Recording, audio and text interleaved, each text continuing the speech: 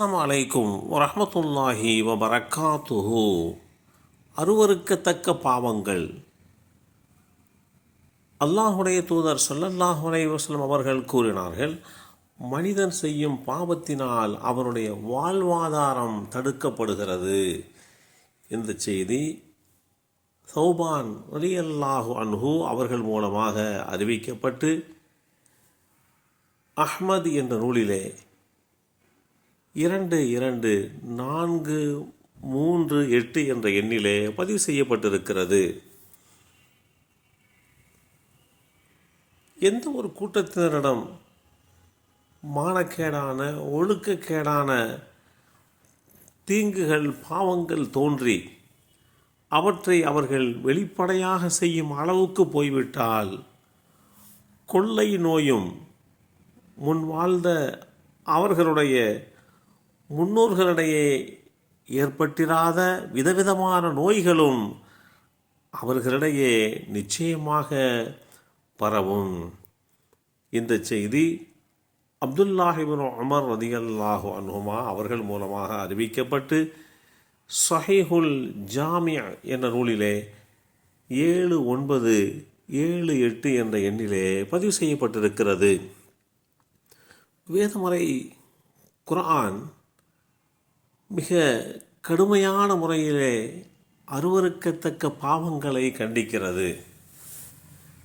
எவர்கள் எடை, அளவை, நிறுவை இவைகளிலே குறைவு செய்கின்றார்களோ அவர்கள் பஞ்சம், கடும் நெருக்கடி,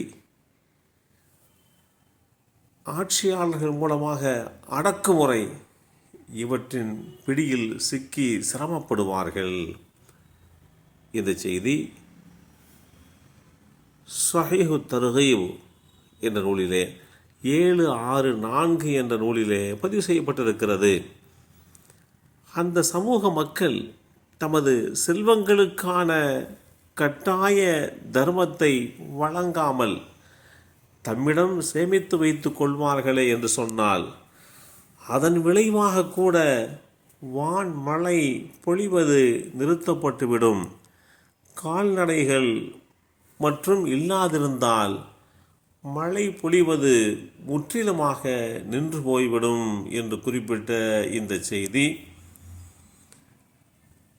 இப்னு மாஜா என்ற நூலிலே 4019 என்ற எண்ணிலே பதிவு செய்யப்பட்டிருக்கிறது.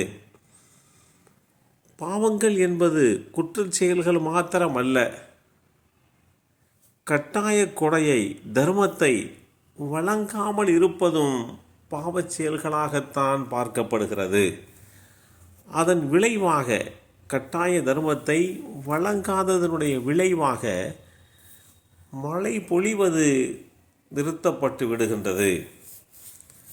கால்நடைகளுக்காக வேண்டி அவைகள் மீது இறக்கப்பட்டு மழை பொழிகிறது என்கின்ற செய்தியையும் இங்கே நாம் சிந்தித்து பார்க்க கடமைப்பட்டிருக்கிறோம்.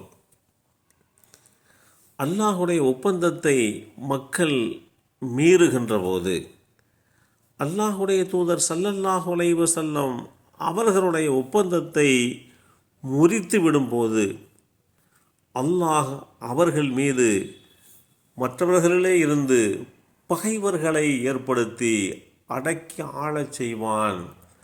எனவே பகைவர்கள் அவர்களுடைய கைவசம் இருக்கும் சிலவற்றையும் பறித்து கொள்கின்ற அளவுக்கு மோசமான நிலை வந்துவிடும் என்பதையும் இங்கே நாம் சிந்திக்க கடமைப்பட்டிருக்கிறோம்.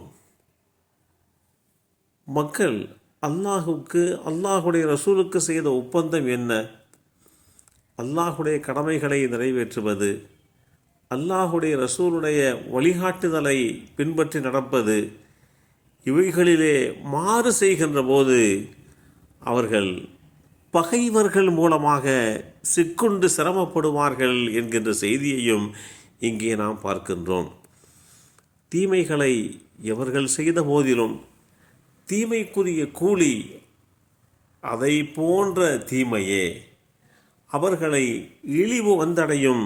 அல்லாஹ்வின் வேதனையிலே இருந்து அவர்களை பாதுகாத்து கொள்பவர்கள் ஒருவரும் இல்லை. இருண்ட இரவின் ஒரு பாகம் வந்து சூழ்ந்து கொண்டதைப் போல் அவர்களுடைய முகங்கள் கருப்பாக காணப்படும். அவர்கள் நரகவாசிகள்தான். அந்த நரகத்திலே அவர்கள் என்றென்றும் தங்கிவிடுவார்கள். அல் குர்ஆன் அத்தியாயம் 10 சூரத்து யூனுஸ் வசனம் 27 தெளிவுபடுத்தப்பட்டிருக்கிறது. பாவங்கள், தீமைகள் இப்படி எவைகள் எல்லாம் இருக்கின்றனவோ அந்த விஷயத்திலே நம் வாழ்க்கையில் நம்மை படைத்த இரட்சகனுக்கு கட்டுப்பட்டு வாழ முற்பட வேண்டும்.